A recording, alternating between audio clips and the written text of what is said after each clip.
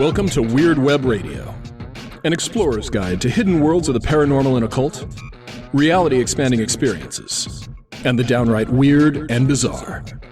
With your host, Lonnie Scott.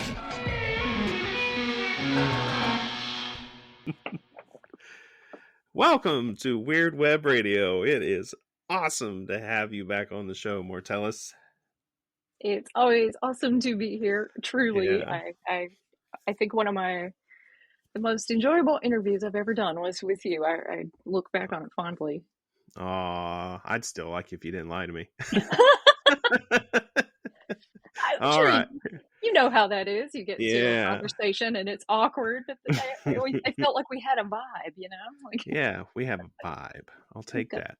Yeah. So, for the folks out there who may not have heard that previous show, go back and listen to it, you lazy bums. Mortellus, from her own, I apologize, from their own sheet provided, says a lineaged third-degree Gardnerian High Priestex. Man, that sounds good, doesn't it? Mortician, Necromancer, Medium, presently busy at work on their third book for Llewellyn. Third book. I know. I haven't even finished my one. With the second, The Bones Fall in a Spiral, an introduction to necromancy and the magic of death. Badass title. Arriving on shelves September 8th, 2021, which I presume you can get anywhere books are sold. And also the author of Do I Have to Wear Black, which I believe should be required to anyone conducting any sort of priestly duties of any sort of any kind. The end. Or if you work in funeral service, that would be my definitely required reading. Yeah, I agree. So I'm constantly playing with my microphone. People can't see me doing this, but you can, so I'll explain it. I will. You said the book title was cool, so I'll ruin it for you and your listeners if you want like some behind the scenes. But my first title was not actually my original title for that book. Most people don't know that authors don't get to choose their titles. You get to suggest some, and your publisher chooses. But for the second book, I really wanted this to be the name, so I put my fist down about it, and they agreed. But it's a reference to a tabletop role-playing game that I love, actually, within the Pathfinder RPG universe, which I'm a 4-star dungeon mistress for Pathfinder, Paizo, but within that universe, there's a death deity called Pharasma, and Pharasma's holy text inside the game is called The Bones Fall in a Spiral. Oh. Yeah. Yeah, a little peek behind the curtain. See know, how right? the Kool-Aid is made, right? I think so many people are afraid to talk about their hobbies and their nerdy stuff because like it devalues us or something somehow, but I want people to know that I'm a person, that I play, and that I have stuff I like, even if it's dorky. Oh, I dig it. No, I really like it. Well, one of the biggest challenges, as I think, listen to me stutter over words while I sing along. This is me having 14 questions trying to come out in one. So necromancy. It Indeed. is a subject that I think is vastly misunderstood. And over the years in the occult, different practices, different methods of approaching magic and whatnot, you can go and ask for references. And I've done this years ago. I did it like one of the very first things I did when I took Jason Miller's strategic sorcery course years ago was you get, loaded into his Facebook group for everyone who's done the course. And what a fantastic resource that place is. And this has been a long time ago. One of the first things I posted was, hey, what are your recommended sources on necromancy? Just curious, like here's a few hundred people who are well studied in the occult and magic. And you quickly realize like there's not a consistent sort of consensus about this. And I think you're going to do a good job of alleviating some of that problem. I think part of the issue is it's a multi-part issue, and I'm about to make a bunch of people not like me really quickly, but who cares? I think you've got kind of a twofold issue. One, there aren't a lot of modern sources on topic. Two, of those sources, they are either A, extremely academic. They're not practice oriented. They're not necessarily written for pagans at all.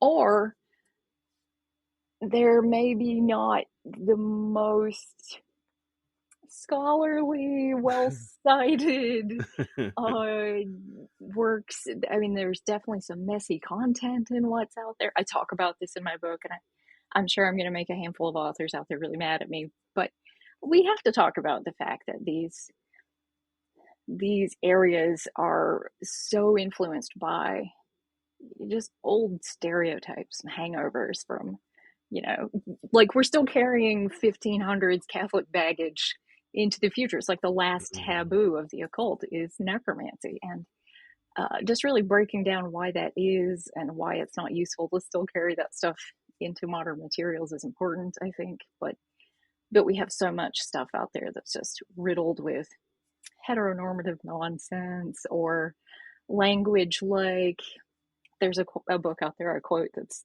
basically like, men can do this magic better actually than anyone else, which fuck that. Like everybody dies. We all die. I don't see the point there, but and if it's not that, it's dangerous stuff. For example, I use blood in my magic, my own. I don't think you need more than a drop carefully collected from a lanced finger that you have cleaned properly and put your sharps in a container like a grown-up.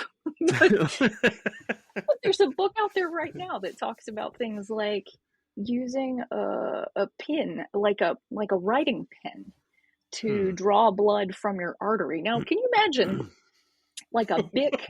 Like a bic is a hollow thing, right? Like this is a tube. And if you put that in an artery, all of your blood will fall out of you to death. What a stupid way to die that would be. Will fall out of you to death. I love it. Please don't do that, folks. You don't need to. It's not necessary. So we got to talk about that stuff, right?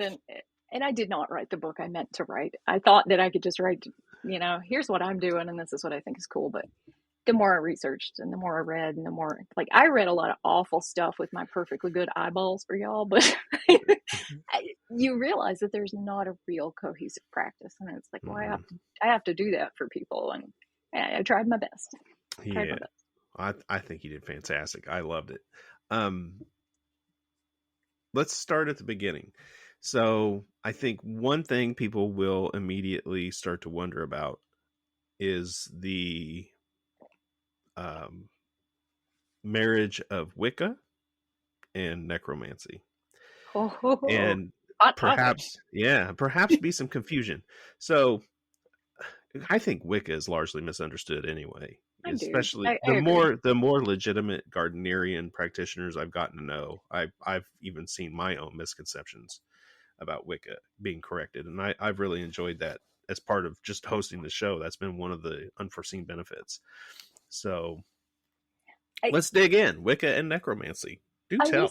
I will say for the record, it's not a Wiccan book. It isn't. It really isn't. But I hope that people will understand when they read it that is my practice as a person. And I'm pretty honest about that right up front in the prologue. It's like, I haven't Wicca watched this book. It's not a Wicca book, but that's my perspective, and you're going to see it here and there. But I think people also misunderstand that early British traditional Wicca is founded in death magic. And that's such an important part of the origins of those practices. And people just don't really notice it, I don't think. And while we could argue back and forth about it a bit, it's pretty clear that, early British traditional Wicca is kind of the incendiary jump point for all of the wonderful neo-pagan practice we have today. So sort of seeing that origin point as so founded in death, when we think about it as goddess and life and creation and fertility and all that stuff, is, I think, a really interesting subversion. And why is it that you say it's founded in death? Like, I don't think a lot of people will be clear on that. If you look back, we talk about characters like Gerald Gardner, for instance, and we talk about them as though they were really experiencing their growth in the occult community alongside some of their peers and contemporaries like Aleister Crowley and others of the day. But it's not really true. If you look at Crowley's life, if you had a timeline in front of you, you'd see that most of his practice was in the early part of his life. For Gardner, the opposite is true. He doesn't really become interested in the occult until he's retirement age. Like he's an old fart by most standards before he even thinks about it. He does get interested in Freemasonry, the OTO, and Rosicrucianism, and all those other things. But what brought him into that community was death. If you read Jack Bracelin's Gerald Gardner Witch, and Bracelin was a Gardnerian, and he was a friend of Gardner's who knew a lot about his life. He talks in that biography about what he calls the watershed moment of Gardner's life. And it was going to a spiritualist church. Gardner's family sucked. It doesn't take much poking around to realize his parents didn't really care about him, and he spent most of his life really isolated and outcast. But he basically left the country and he was estranged from his parents pretty much. And it wasn't until after they died that he returned to England. And at that point in time, he wanted some kind of closure. So he went to a spiritualist church. He sought out a medium, all these things, trying to connect with his parents, trying to get closure. And while it is noted that he never was able to connect with his parents, sucks. They didn't even show up for him in death, right? But he did connect with other meaningful people from his life that were deceased. And he had such powerful experiences with mediums, spiritualists, other death workers, that the occult really took a foothold in his life. It's like, this is meaningful and this has purpose. And a medium gave him a message that on that particular day he would meet the woman that he would marry. And he'd spent most of his life alone and lonely. And for that to happen exactly as it was told, it was just such a powerful moment in his life that it propelled him down this path.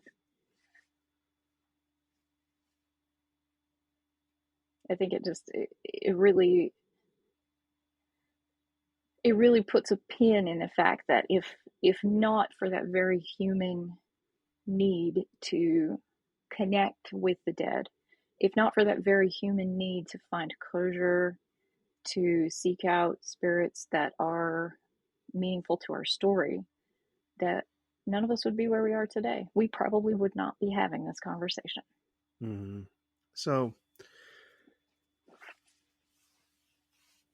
ancestor veneration and ancestor worship. Some people could, I guess, make an argument of sorts that is necromancy.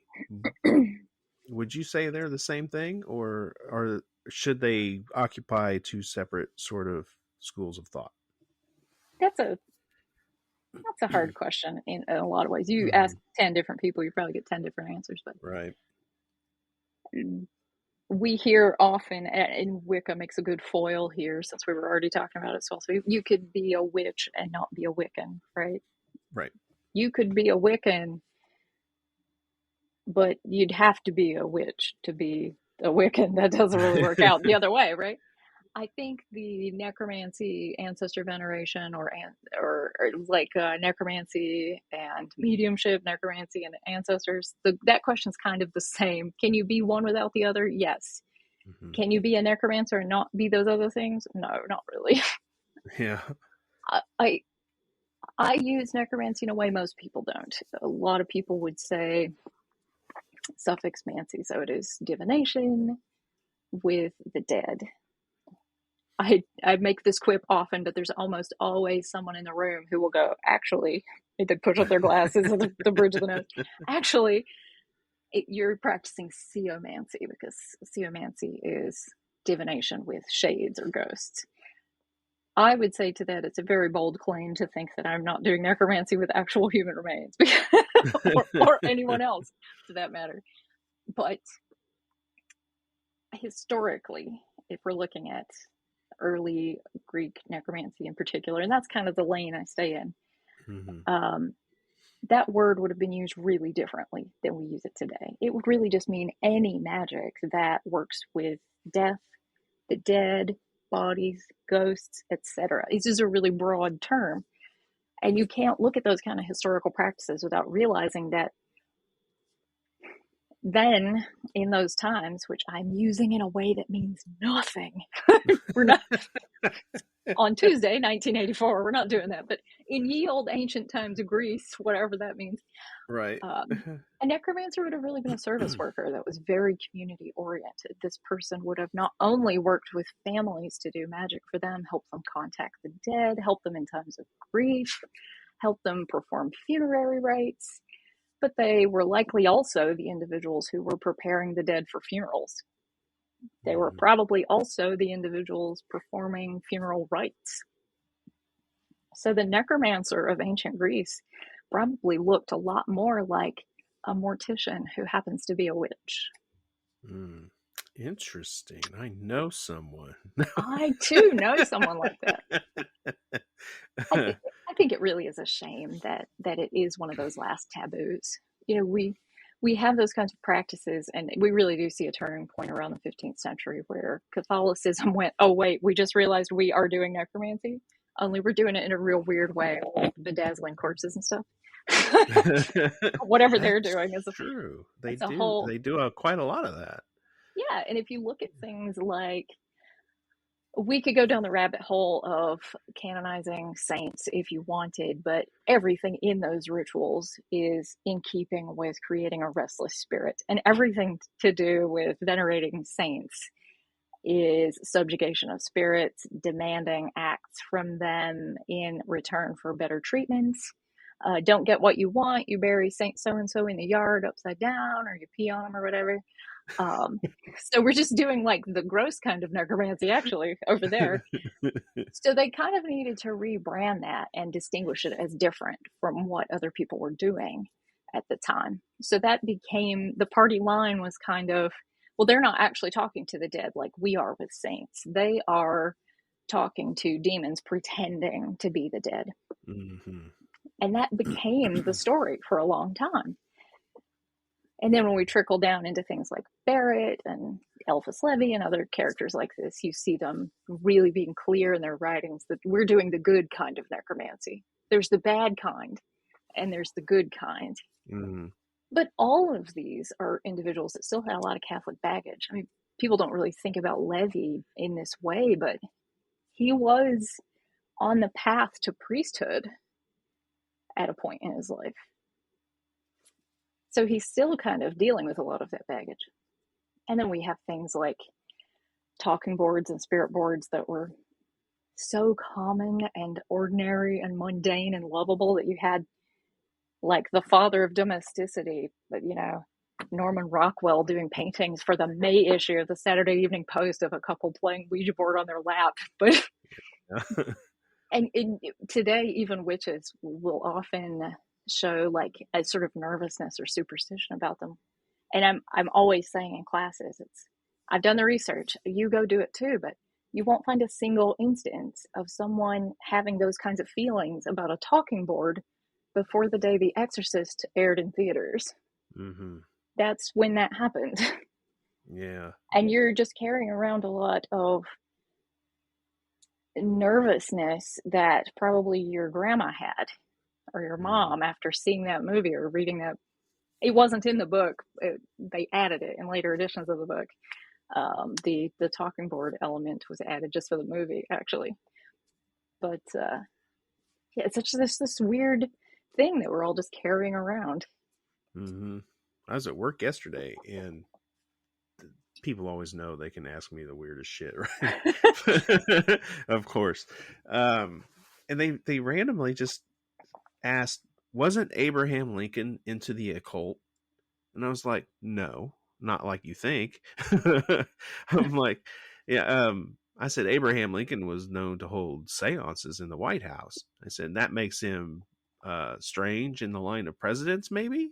That was such a common activity. Yeah, God. yeah. But at that time, spiritualism had spread so far and wide through, and you're talking about a lot of Civil War trauma, and people just wanted a chance to talk to the dead, and they thought they had it. So no, he wasn't any different than anyone else around him at that time period, so it didn't make him particularly strange or stand out. I think people forget that, ye olden days, they did not have cable. There was no reality TV. So, having a seance or playing with your friends with a talking board was about as mundane as pulling out a deck of Cards Against Humanity when your pals are over. Like, it was just such an ordinary activity.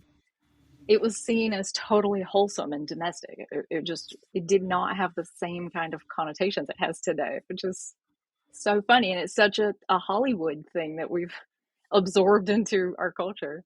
Mm-hmm. Yeah. Since you went down that Catholic route, oh Lord have mercy. I'm going to move a question I had planned up a little, because there's a part in your book where you say, perhaps the cruel among us become demons in death. That's a thought that empowers the cruel. I'm like, would you say, and it's something that you point out as a belief, and it's not your own belief, but it's something that you point out. Pause. Where do I say that? I just can't draw it to mind. You can cut this out. Let's cut this in out. Your book. I have the PDF. Maybe I can find it quicker. Yeah. Did I not provide enough context? Yeah, I just got lost in it. Hang on. No, you're fine. Oh, I keep everything on the desktop that I'm reviewing. That's easier to find that way. Bones Fall. Search for the word demon. That's exactly what I did.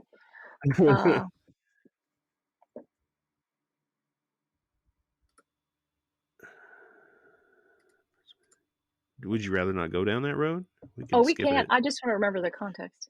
I just remember it was something about people in ye old days. I didn't say that. That's a quote.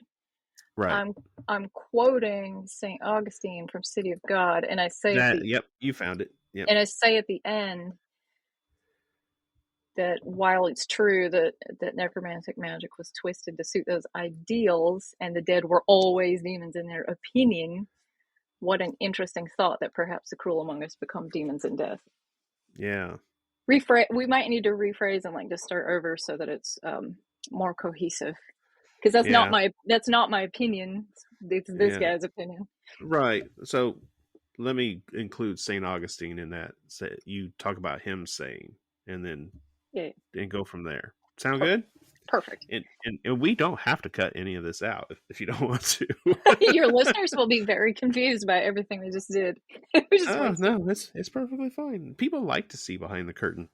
Well, then everyone can just hear all that nonsense. Yeah. It's not.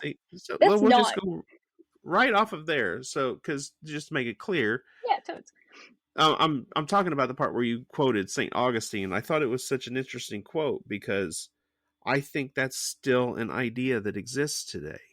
That you're right about that. And just for your listeners, it's so funny that someone can quote your own book and you seem baffled about it, because before this interview was working on my third book and my head is in such another place. It's like, did I write that? Did I say those words? Was I drunk? That was a bad question on my part. I didn't phrase it properly. It's totally cool.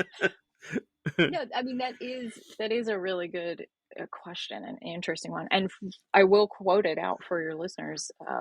In City of God, he wrote, "The souls of men are demons," but he does contradict himself later, saying that if they were good men, that does not happen.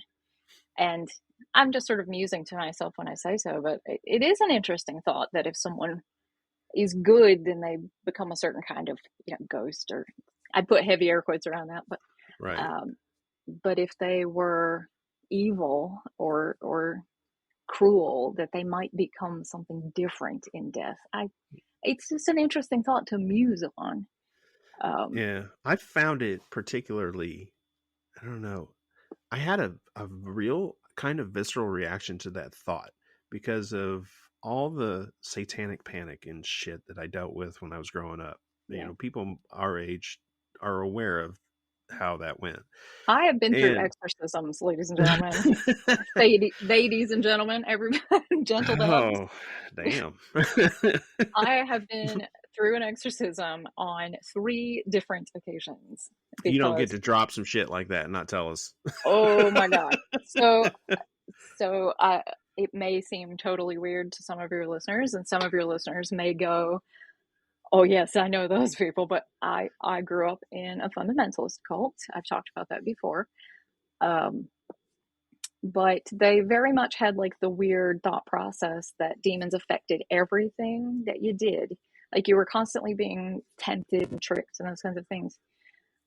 And some stuff happened to me when I was 5. You can go back and listen to old interviews I've done in lots of places to hear about that stuff. Right. Bad thing happened, and I was in exactly the expected way, completely traumatized and fucked up by it. So my personality was different. But the church thought process was that I became, quote, affected by a spirit of witchcraft, which was something that in their estimation could be removed from a person, as though like you had a tapeworm or something, like you could just get that out. I hope you all get affected by spirits of witchcraft. That's my opinion. Amen. But yeah, so they did perform exorcisms, and they did a lot of like laying on of hands and a lot of, you know, baptisms, whether you wanted them or not, they were happening. So yeah, that is a ritual that I've been on the receiving end of 3 different times before the age of 10. Just a little kid and people yelling at you while you're just like prone. They're just like throwing holy oil and stuff at you. And it's a whole every thing. time I hear the word baptism, forever, I hope it lasts the rest of my life, I'm thrown back to The Last Kingdom, the series The Last Kingdom, when Uba and Guthrum are talking to each other about baptism, and they're like, they washed you? You get a bath? We're like, yeah, they washed me. I've been baptized 7 times, the last of which was in Morning Star Lake, which feels like a message from the universe, right? Like that's a little weirdly on the nose, I think. Morning Star Lake. Yeah. They washed me in the devil's waters. Fantastic. There's that spirit of witchcraft right back at you. Yeah. But well, I've never been baptized. Oh no, never. You're definitely infected with a spirit of witchcraft. My experience was much different than yours. No, like in the exorcism instances, it's like you were immediately getting baptized after. And I remember this one occasion where they're dragging me up to the front, which sounds dramatic, but it was. It was very high drama. I'm upset, I'm crying, I'm 5 years old, they're dragging me across the front of the church or whatever. There's a whole sanctuary full of people watching, so that's traumatic as hell when you're just a little ass kid and you don't know what's happening. The baptismal pool had not been warmed up, and for those of you who did not grow up in churches, those are like heated bathtub type situations. This water was fucking cold. First of all, they throw me in it. I'm startled by this and try to immediately come out. I also can't swim, and it's deep. It's like an 8-foot pool, and I'm quite small. The minister is holding me under while they say a prayer or something. And my instinct is, I need to not be dying in here. So I'm trying to get out. They're holding me under because they think this is demons or something, like affecting me or whatever. I took in enough water that I blacked out. I do remember that. When I came to, I was throwing up on the floor, which they thought was me rejecting this sacrament or something. So it was a whole thing, like a whole thing. These are vile, evil people. I've been through some shit, y'all. And according to St. Augustine, when they die, they'll be demons. That tracks. I hope that people like that get the afterlife they signed up for. That's what I hope. Yeah, I mean, I don't generally hope people don't get the afterlife they hope for, but I understand the desire to see bad people punished somewhere, somehow. I get that. I think if you sign the Jesus contract and you're a bad person anyway, you should definitely get to go to the fiery place. That's for you. That's what you picked. Yeah, go get the thing that you dreamed. Mm-hmm. During that long conversation, that you threw up ghost in quotes. I did. And I know why, because in your book you talk about how you do not like the term ghost. I so rarely use it. Yeah, and I dig that. But this is something that I've struggled with as I write my own book, because I'm talking about, magic and interacting with hauntings in that way. And I do a lot of paranormal investigation. I do a lot of work with spirits myself. Spirit seems to be my catch-all term. I don't go for the whole Germanic way of saying it with white, Wight. I think it's terrible to see anyone standing anywhere saying "Hail the Whites." It's just Oh, not no. good. It's not a good look. Oh, no. Yikes. No, you can't fly a big disclaimer above your rituals so everyone knows it's different, right? You went the Greek direction with this, and I did. I do not know how to say this word. I think it's Eidolon or Eidolon. Eidolon. Okay, Eidolon. So for folks that don't know, and I think it's fucking wonderful, I'm so glad you found it. What does Eidolon mean? Why do you use it? Okay, so I've got to come back around to nerd stuff first, though. I also have a Sure. soft spot for Eidolon because you see that come up in not only Dungeons and Dragons, but Final Fantasy a bunch. They use that word, and I like it. And I am a big old dork, so there's that. But Eidolon is really kind of an all-purpose word for manifestations. It works really well. I don't like spirit and I don't like ghost because they don't mean something specific enough. If a person says a spirit, they might mean a deceased human being, but they also might mean the Holy Spirit TM, or they might mean spirits of place. They might mean a deity. That can be really all-purpose. Moved by the spirit means something really different than a spirit moved my furniture. Yeah. If a person says ghost, you think of a deceased human being. But where does that leave animals? Where does that leave disembodied living people, for example? An eidolon is a manifestation, an incorporeal manifestation of a human or animal, living or dead. And I feel like it's specific as I need it to be, while also being inclusive of all of the things I'm talking about. Mm-hmm. If you're I really like it. If you're working with deceased animals as well, ghost isn't a good word for you. If you're working with, let's say you're doing a house clearing or ghost laying and you're working with a poltergeist, ghost also might not be the right word for you. Right. Because we might be dealing with a living person affecting the environment. Eidolon does work while excluding things like elemental spirits, deities, and so on.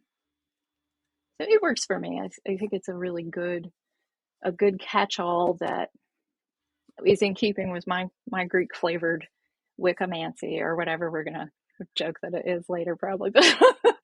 Greek flavored Wiccamancy. Well, that should have been the name of the book. God. I like it. Yeah. Missed opportunities. That's right. Sunday. Greek flavored Wiccamancy live. Oh my goodness. So Eidolon, I like it. I mean, Eidolon too. So I'm a dad. I can tell bad jokes. You said disembodied living person. Yes, I did. You said that. That came out of your face. That's a hot take. Let's talk about disembodied living people. What's that? We talk about that kind of stuff all the time. We just don't put them in these terms, which I think is unfortunate. But we do talk about that in terms of, say, poltergeists, and we do talk about that in terms of dispossessing your body. If you're doing astral travel, for example, you are an eidolon somewhere for somebody, right? Yeah. I work a lot with those kinds of disembodied bits of the living self. I do adhere to a multi-part, multifaceted soul kind of foundational structure. So seeing those pieces outside your body is not unusual in those constructs. And I do think it adds an interesting element if you're doing like paranormal investigation, those kinds of things, kind of taking that different approach of, what am I looking at here? I also think that it's an interesting factor in some mental health instances, what are we doing when we are disassociating, if not protecting our psyche from whatever is happening at that moment? But your personality has to go somewhere. You are just dispossessing it from yourself. Well, it has to be somewhere or something. So, putting a word to that, I think, is important and necessary. Mm-hmm. And if you're looking at things like Kemetic practices, ancient Egyptian practices, which I do put a lot of my foundational belief in the soul in that kind of structure. You see things like the shut or the umbra, which is sort of the shadow part of the soul. Listeners, please don't confuse that with like Jungian, shadow work type stuff. Different thing. Yeah. But there's a belief that that part of your soul leaves your body all the time and actually works with death. That part of the soul is an agent for death and goes where they're called to do work for them. So the idea that those bits of you are sort of moving around all the time, I think, is really interesting. That is interesting. That's very interesting. Let's talk about the multifaceted soul, because this is common amongst many cultures prior to monotheism. I do a lot of practical experiments with Nordic ideas of the soul. Winifred Rose, a good friend of mine and an elder of the Troth, has released a new book talking about heathen soul lore, I think from a more Anglo-Saxon perspective. She does excellent work investigating the linguistics of it all and trying to piece all that together. You are referencing Egyptian ideas of a multifaceted soul. So let's talk about them. What are they? And why do we care? I think that comes back around to really looking at yourself as a magical being and kind of talking about what we're experiencing. I've found in my work as a death care worker and a medium, and we can go down the rabbit hole of how I don't consider myself a medium. Actually, I just use the word because it's convenient. But those kinds of works, you often run into a grieved person who is, they have these conflicts, really, particularly magical thinkers, between what does it mean if I just saw this person, but I believe in reincarnation, or I just saw this person, but I believe in an afterlife. I definitely believe all those things can be concurrently true, but you need to have a foundational structure for that isn't founded in Christian ideals, and that's what a singular soul is. I play the homebrew game with my magic, which is a tabletop RPG term that really talks about using a pre-existing set of rules, but giving it your own names and definitions and functional kind of foundational work where you need it to be. Right. So going around using all these ancient Kemetic words is probably not super convenient or easy to get off of the tongue for everyone. So I use my own terms for them, but you have the ethereal form, which is sort of the ghost haunting yourself, really. Verger is something that you don't have in life, but it's sort of your life force in death, and that's what you feed with offerings and gifts and those kinds of things. And what did you call that? Verger? I use verger. I remember seeing that in the book, and I was like, how do you say that? Verger is such a fun word. It was a new one to me, too. I had never heard of that before. I've never encountered that term anywhere.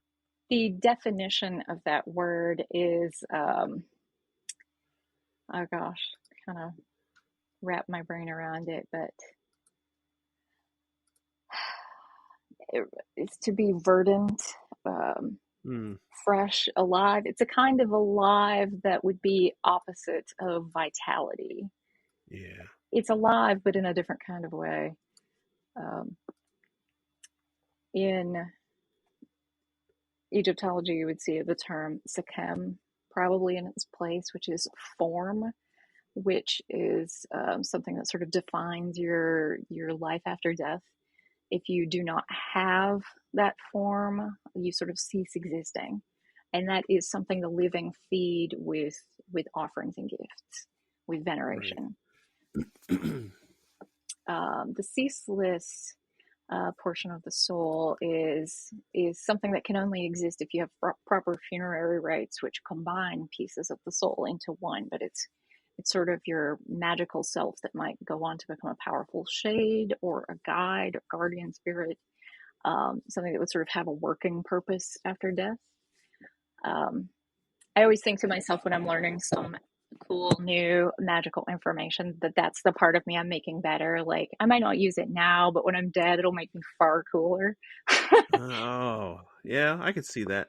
You know, as an aside from that, and we'll come back to the soul stuff in Sure. a minute, but the Mormons go around doing their like funerary practice over graves. Mm-hmm. Like, do you think they're having any effect? Be more specific in which rites you're talking about. Well, they'll go and to the graves of the deceased and like pray for them in some manner that they believe that they're actually um, converting this soul in the grave to a Christian of sorts. I believe that the dead have autonomy, so they can choose to accept or deny such a sacrament. I think that it's up to the individual. Someone could walk up to you and start saying the same sacrament, and you could decide right now whether or not that mattered to you because you're alive. I think Yeah, the same is true for the dead. I agree. I was just curious what you might think about that. And as another side note, if people want to see something rather humorous, if you have a similar humor to mine, and if you're here, you probably do, look up the Satanic Temple visiting the Oh yeah, grave of the mother of the Westboro Baptist Church. I have seen that. Yes, Good stuff. So, I do yeah. think I will say for the record, I think both things are disrespectful to the dead. The dead deserve better in both instances. Yeah. No, I agree. But there's some degree of humor to that too. For sure. I also think both of them are rather funny in a way. It says more about the living than it does about the dead, though. It sure does. All right. So we don't think that affects the dead or any part of the dead's journey. Unless they Moving want, on. unless they want it to. They're like, oh, I like that Mormon idea. What a nice Mormon boy. But when I think about the ceaseless part of your soul, I think about doing ritual. It always reminds me of doing ritual when I try and sum that part of the soul up in words. We've all had that experience where you were very much in your priestessly sort of headspace. For making up words today. That feeling when you've sort of transcended yourself and you sort of lifted out of your own self. Hmm. You're sort of like one of those carbon sheets that kids today have never seen, just sort of laying over yourself. You know what I mean? That bit of you is that piece of your soul. And they can go on to be just as magical in the afterlife. It's just like taking all the magical parts of you and dividing it out into its own space. Yeah, I get it. Yeah. Next is the character, which would be your Ba in ancient Kemetic. Anything that has a uniqueness has character. So in that way, inanimate objects can have this bit of soul, which is very animistic in flavor, and I love that. But like a painting has character because it's different from anything else. A sculpture has character. That cake that your grandma baked has character because no one else has made that one exactly. Nothing will be identical to it. The things that make you uniquely yourself are that piece of your soul. The carnal form is simply your body. I think we forget about how important the body is in terms of magic or your soul, but it's this spell lock that holds you here. It's not interesting per se to talk about the underworld and the dead because you spend approximately forever in that state. It's far more interesting to think about the thing that links a ghost to the material plane for just a moment. Mm-hmm. I think that's really magical. Vitality, sort of the opposite of verger, that's your life force. It's that first breath you take when you're born, and it's the last breath you exhale. Your last breath will always be an exhale as your lungs empty itself. Vitality is also the thing that Eidolon, deities, etc., etc., etc., take from offerings. Mm-hmm. They're taking that vital essence from what you have left them. In that instance, deities have gotten a lot of vital essence of like Oreos after ritual in my house. Because I will use whatever is available for cakes and wine. So we're having Coca-Cola and Oreos right now. So. Oh, I legit was at an ADF ritual once when we said, "Bless this holy cocoa." Every winter and that shit solstice, was good. every winter solstice when I do ritual, whether it's Yeah. alone or with my coven, which we haven't been able to do because of the pandemic, but we always do milk and cookies. Always. So we've done all kinds of stuff. Hey, I dig it. we often have people who are going through sobriety struggles, and so we so rarely actually have something alcoholic. The witness is a part of your soul that can be summed up as your heart. The witness's job is to watch your life and report on it after death. They can be the scary Egyptian myth. They can, in that way, be totally antagonistic to you if you have made terrible choices in life. But that's their job, is just to watch and listen. Yep, I dig it. The umbra is the shadow of your soul, which, again, should not be conflated in any way with shadow work or any of that kind of stuff. Totally different thing. The umbra is just the part of you that acts as a mirror to all your goodness. It takes in all the bad and hurt and trauma and pain so that you can keep on being you. It is sort of a counterpoint to all your light. That doesn't make them bad. It just makes them raw, uglier. This is my UPG, so take it with a grain of salt. But I often believe that the first thing that will show up if you pull out a spirit board is your umbra ready to tell you off. And I do think that's why so many people have bad experiences. Like, well, I talked to a demon. No, you talked to you, and you didn't like what they had to say.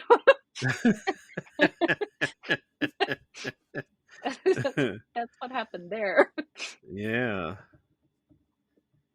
That is really interesting when you think about it, because, as someone, there are various ideas of multifaceted souls within the realm of paganism and the occult.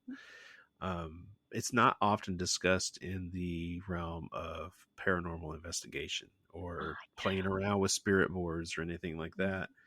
And I guess for one, you could possibly encounter part of your multifaceted soul rather than encountering some other form of spirit.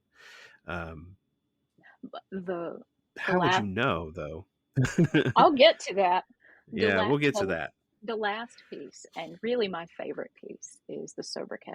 It's your name, your Ren, as ancient Egyptians would have called it. When you're given a name or you take a name, it takes on a life of its own. So I think about it like a Dungeons and Dragons, like D20 dice with all its many sides. While it could be one thing, it could also be many things. You could have hundreds of names, but each only has the characteristics of the moments in which it was used, how it was perceived. So think of some terrible nickname you had in college, like when your buddies called you T-Bone or something, like whatever that thing was.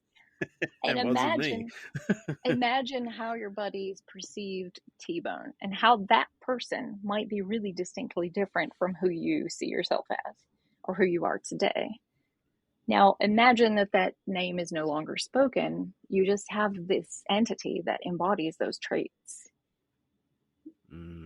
Now, imagine your birth name if you went on to get married and take a different name. Imagine the names you were called in childhood. Imagine your magical name, your craft name. Imagine your dead name if you've taken a new one. Do any of those need a funeral? Are any of them dead? Are any of them still haunting you? Often when people ask me to do house clearing, I will discover that they're being haunted by a version of themselves, one of their names. Done many a funeral for a name. Are there any that you need to reintegrate with yourself, that you need to make peace with? I mean, that's such an important thing. And thinking about how you can be haunted by those pieces of you. I say often, my Umbra is separate from me. We've been separated since a trauma. They have lived a life completely separate from me for almost 35 years. It's not even something that would be healthy to reintegrate with myself. But being haunted by these pieces of you that can't find peace, it's some of the most difficult hauntings you can deal with because they're so personal. And it's so easy to misinterpret them as something else because you need it to be something else. Yeah. So how do you make that discernment? How do you make that discernment? I do talk a bit in the book about the divination method for determining what you are dealing with.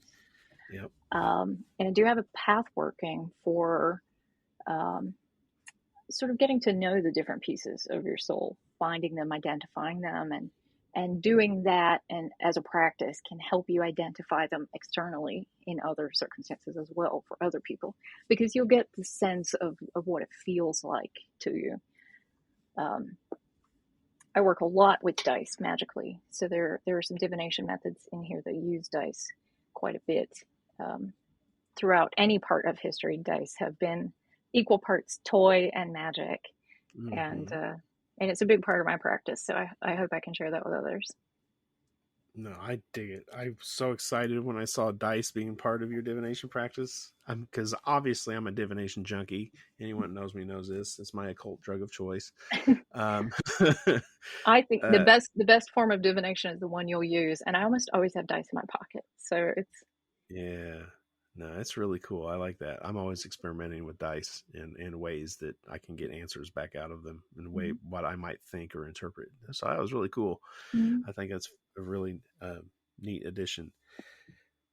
Well, we've gone through the soul, we've gone through Eidolon, we've gone through necromancy and Wicca. We've covered a lot of ground.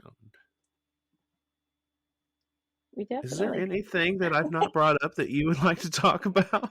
Oh gosh, there's so much to talk about in this book. Though I don't want to give away the whole book. I want people to buy it. I kind of want to interview you though, like for science. You too? I want to know what you liked, what really spoke to you reading it, since you had the opportunity to do so and your listeners haven't. My favorite part of your new book, two things stood out to me. A lot more than that, but we've covered some of that because I really like the Eidolon thing. I think that solves a problem for just terms that we use. Because I also, when I say ghost, it has a lot of baggage. And I don't mind using the word ghost. I'm not bothered by it, but I can see why it's problematic. I have a part in my book that I'm writing. Would you even know if you saw a ghost? And I dig into some of those problems. So that was cool. One thing I really liked is the ritual portion of your book. You've half the book. Yeah, you've clearly done a lot of work putting together some ways that people can not just read about necromancy, but actually start to practice really awesome forms of necromancy, including everything from just pathworking to actual human remains. So how fun is that? What did you think about my classic dad joke I threw in there? A book of shades, I thought was classic. I thought it was great. The kids aren't appreciating our humor, I don't think. But of course, yeah. There's one in there, and I remember I messaged you about it, where you have people going to 9 different cemeteries or graveyards. That instruction alone, you don't have to have the name of a spell, the reason anyone's going. All you have to say to me is, go to 9 different graveyards, and my mind puts together all kinds of magical adventures. Uh-huh. I mean, this is my jam. So when I saw that, I got really stoked and excited. And I like your purpose for that is pretty cool. Buy the book, folks. You're going to find out. One thing a lot of people work with graveyard dirt, even if they don't work with necromantic magic, which shame on all of you. You're already doing necromancy. Right. Get in there. But I think working with grave dirt has a lot of really harmful baggage, particularly if you look at modern writing, because it's often really tied up in attributes of the deceased. Take dirt from the grave of a Native American would be a common instruction. Take dirt from the grave of a murder victim would be a common instruction. This kind of stuff really bothers me. I work particularly with dirt from freshly opened graves. Like someone died today and their grave has been dug. I take some of that earth that's piled up by the grave. Earth from disinterred graves, like someone has been dug up for forensic purposes or to be moved somewhere else. But I also work with a lot of really general purpose earth, like, God, we're not even talking about stuff like take earth from, courthouse for justice magic. Like even outside of working with the deceased, we have really creative options here. But I like to work really generally with the energy. So when you're pulling from a lot of spaces like that, you're really enlisting the help of a lot of cooperative Eidolon that want to be working for you and with you. You're not just taking and forcing, which I think is something that's really lost in a lot of that kind of magic. Yeah, I do this a lot too. I work with specific spirits of the dead. There are particular graves that I visit and build allies and have allies and relationships within various graveyards. I think most magic users probably end up doing that at some point. I don't know. Maybe it's just the people I roll with. But one of my all-time favorites, I've told this story before, I think mostly on Patreon. I don't think I've ever told it on the regular broadcast, but generally there was a problem with someone who was really dangerous to the community, who was going to be back in the community after serving some time in prison. And I just thought it was wrong that this person would ever taste free air again. So I went to the one recently deceased spirit that I knew would have some interest in protection and in being involved in this. And I knew the guy when he was alive. I knew he liked Miller Lite. I knew he liked cigarettes. I mean, before he died, he intervened. A woman was being sexually assaulted near his apartment, and he heard the woman screaming, and this old man fighting cancer ran right out the door and tried to stop them and got himself beat down pretty bad for it. But he stopped the assault. He was just an all-around good dude, retired Army guy, retired railroad guy. And off to his grave I went with Miller Lite cigarettes and explained my case and made my offering and took a little dirt and back to the altar to do the rest of this work that I do. And the dude that was free ended up not free for very long. He started to hurt someone else. He was rapidly caught and back to prison he went. So, this shit works, folks. I think too that you make a really good point there about working with people or people you've built a relationship with. Yeah. There's so much instruction I see in books today where it's, go take some earth and leave an offering. That feels the same to me as, having sex with my spouse and leaving $10 on the nightstand. It just feels really weird. Like you're paying. Why isn't anybody leaving me money? I'm messaging her right now. It feels like paying for something that should come as a natural course of a relationship that you're having, right? Right.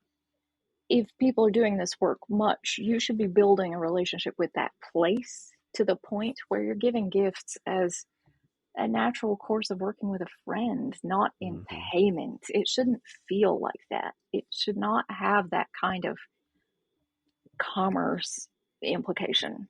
I don't know if I'm making sense to people, but no, it makes sense. Yeah, you don't want to just walk up to any old grave and be like, "Oh, I know that like a murderer is buried here. Right. I, and those moments are going to come where you have something really specific happening and you're going to go and treat someone you've never spoken to before. But those moments have to be their own. They have to sort of stand aside as an exception. But if you have a cemetery you work with, you should be in there all the time. Every other Saturday you're Right. out there helping clean up, or you should be spending enough time there that you get to know a gravedigger's name because you're just hanging out there all the time. Build those kind of relationships that have meaning and purpose and gifts to the dead that are useful to them. I talk all the time about how one of the best gifts you can give to the dead is archiving cemeteries. Good Lord. Go to findagrave.com.org. Look up the process. Go to your local cemetery. Start taking pictures of headstones, drawing a map, gridding it out. Write down what order the names appear in. Make a spreadsheet. You can upload those. It makes sure the dead are remembered. That is such a more powerful gift than pouring out some rum and hoping it matters to somebody. Right. Do work that has purpose. Yeah. And there's you talk about in your book too about proper funerary rites and like leaving coins over the eyes of the dead and things like that. And I love the whole coins for the dead thing. When my best friend died, a couple days later after his funeral, another mutual friend was never able to go to the funeral. And I took her to go show her where his grave was. And, there's the fresh mound of dirt and everything else. And we say our piece and do our thing. And I flip a coin on his grave and say, just in case you haven't got enough for the ferryman, there you go, brother. And off we go. Later that night, I go to work and I'm bartending, and a girl comes out of the restroom and is heading back towards the bar. Now, Dan was his name. He sat at that end of the bar so frequently that we put a plaque at the end of the bar. I have that plaque still over there. But it says Dan's Corner reserved forever. And, the dates that you need on there. And she tripped and fell on the floor right there at that corner. And I'm like, "Are you okay?" And she goes, "Oh my goodness, that was scary." And she stands back up and she goes, "Oh, well, I found this." And there's your coin back. And throws this coin that she found on the floor and throws it at me with that exact phrase at that exact corner. "There's your coin back." He didn't need it. Yeah. And I'm thinking, okay, he's good. Yeah. But, just little things are like that are neat. And I like the history and the tradition of all this stuff. But it makes me think, like, people who are cremated, where do their coins go? That's a good question. I mean, you can cremate the deceased with coins. If you had a loved one who died and if you asked your funeral director or your mortician if they would place coins over their eyes or place one in their mouth, which is actually more traditional, one coin in the mouth, they can be cremated with that. They will do that for you. We have to include that instruction. Something that I do commonly behind the scenes when I'm working is this just isn't a thing modern families do very much. So I will always place coins with the dead. There's not a single person I've helped bury that I didn't give coins to. And I often give them an extra pair, 2 extra. And I ask them if they will give them to someone who is waiting on the banks for want of fare. Yeah. So I send them off into the afterlife with some spare change. How wonderful. That's a fantastic story. I think that's my favorite story. Oh, I do keep a little altar to Chiron, and I often offer coins. And if you wanted to offer coins to the dead, that's something you could do. I do a lot of underworld pathworking where I carry coins with me. I have them on my person when I'm doing the pathworking. If I find anyone along the way that needs them, I will symbolically give them to them, but afterward I'll bury them in the cemetery. So there are little things you can do like that to do that kind of work for the already deceased. Yeah. I'm just fascinated by coins. Coins and keys are 2 of my favorite objects in the realm of magic, and any particular use of them that I can find, I'm in. I did. And you probably liked my skeleton key ritual done that shows up I in sure there. do. Yes. I'm a big fan of keys. I'm a huge fan of keys, because you can attach them to anything, and they hold so much liminality anyway. Anybody who has a relationship with Hecate, and I do, keys are a big part of the power and the influence that she has in the world too. So, yeah, keys and coins, very very fluid, very magically rich traditions of all kinds attached to these two very common objects Simple you object. encounter every day of your life. Yeah. For your listeners, a lot of the ritual work, well, not a lot, that's unfair, but a good deal of the ritual work in the book surrounds building skills for someone who wants to do this kind of magic, but it doesn't come naturally for, like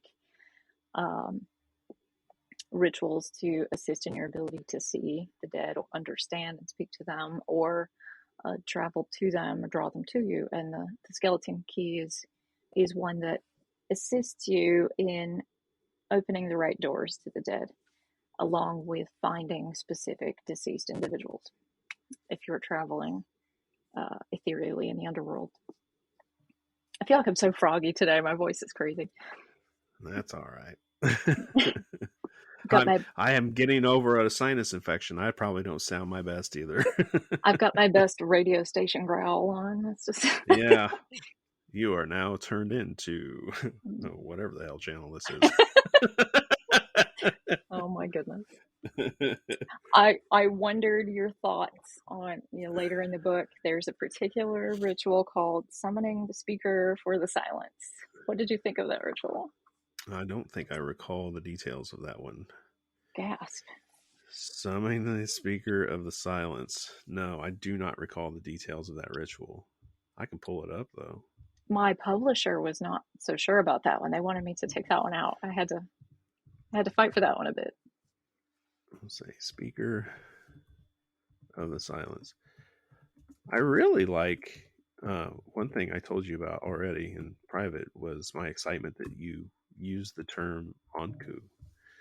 Yes, that's how I say it. I don't know if there's another way to say it. It is, to my knowledge, the correct way. Someone's going to call in or write us an angry email. Actually, anybody listening that knows we're saying it wrong, please do actually tell us. Please do, so we stop embarrassing ourselves. But Anku are such interesting spirits. The last person to die in a given parish in a year, so it would be the realm of influence of a particular graveyard would be the correct way to put that. The last person to die in a year becomes the Anku for the next year, which they act as sort of the Grim Reaper for their immediate area. And I just think that's such a fascinating and interesting kind of spirit to work with. And at the end of the next year, they're replaced by the correct person in line, and so on. So in a given year, you might have an Anku that's, a very Grim Reaper appropriate elderly gentleman, or you might have a 5-year-old girl, or someone's Labrador Retriever. Who knows? Mm-hmm. It's completely dependent on the situation. Yeah, I have found.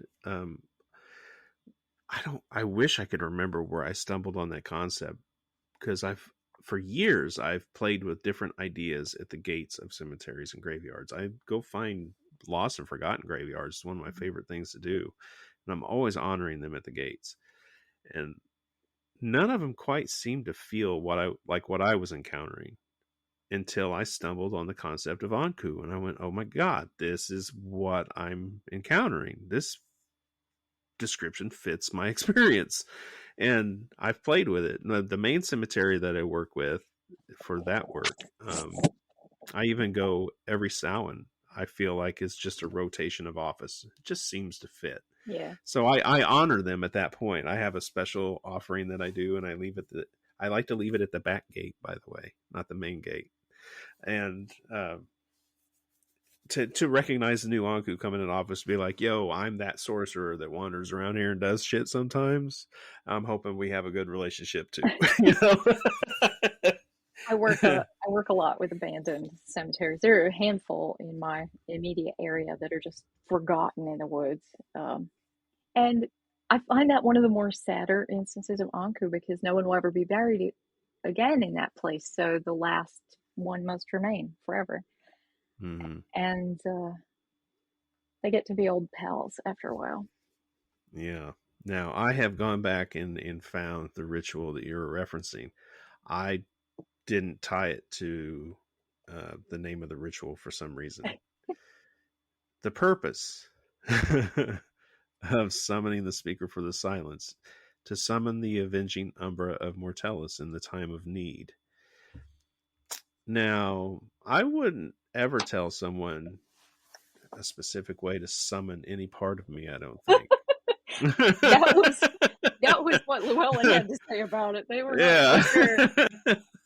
Now, you have a really old version of that manuscript, actually, so it's gotten a little bit of a rewrite, but it is materially the same. But yeah, I mean, this is a piece of me that is separate, and giving them purpose and an opportunity to help people in a way that I couldn't help myself, I think is good work. That's good magic.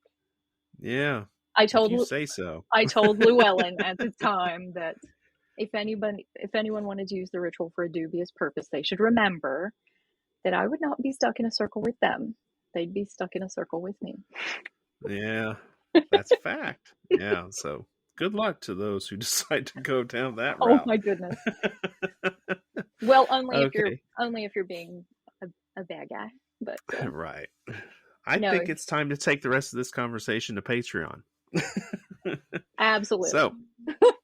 So please tell folks where they can find you.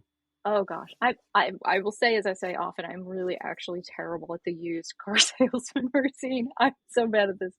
But Act now.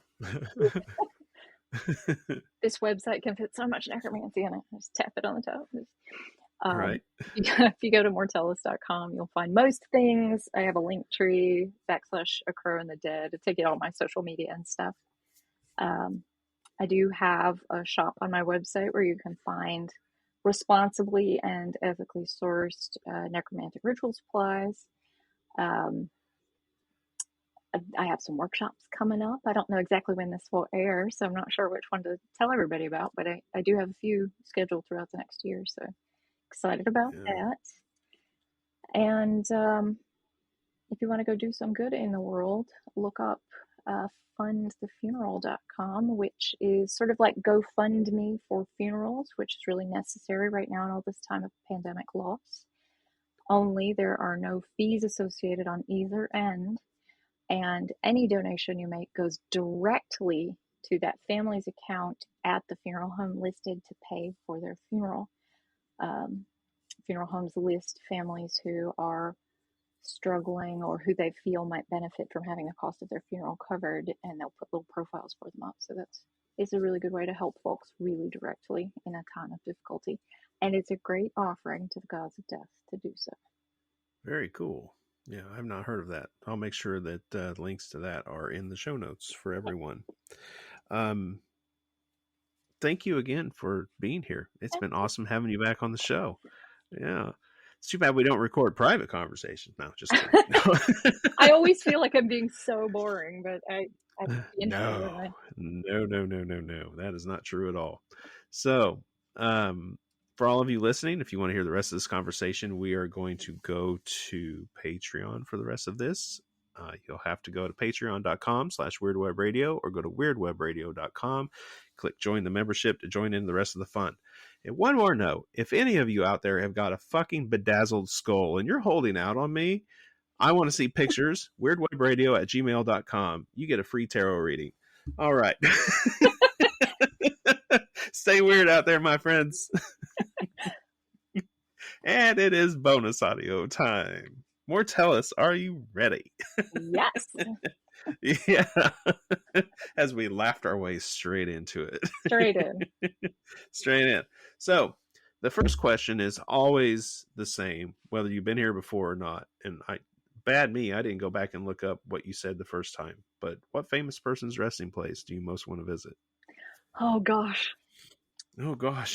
That's so tricky. There are quite a few out there that I think are really interesting. But since we're doing Patreon content, I'll just go totally off books. Can I Can I pick not their grave, but actually a place associated with them? Yeah, why not? Oh, we're gonna go wild and crazy. So we'll see. You've been here before. Do you want to hear how they just answered that question? What famous person's resting place would you most like to visit? That and many others, including what they think about the afterlife, what they may or may not do in cemeteries, what are their traditions and magical practices that have to do with the dead, folklore that surrounds their homes, and so much more, available for only $5. $5 a month. Even if I make more than one episode in a month, it's still just $5 a month at patreon.com/weirdwebradio, or go to weirdwebradio.com and click join the membership. You can find me on Instagram at weirdwebradio. You can find me on Facebook as Weird Web Radio, or come join the new, fun, and exciting Weird Web Radio Facebook group. Thank you again for being here. Stay weird out there, my friends.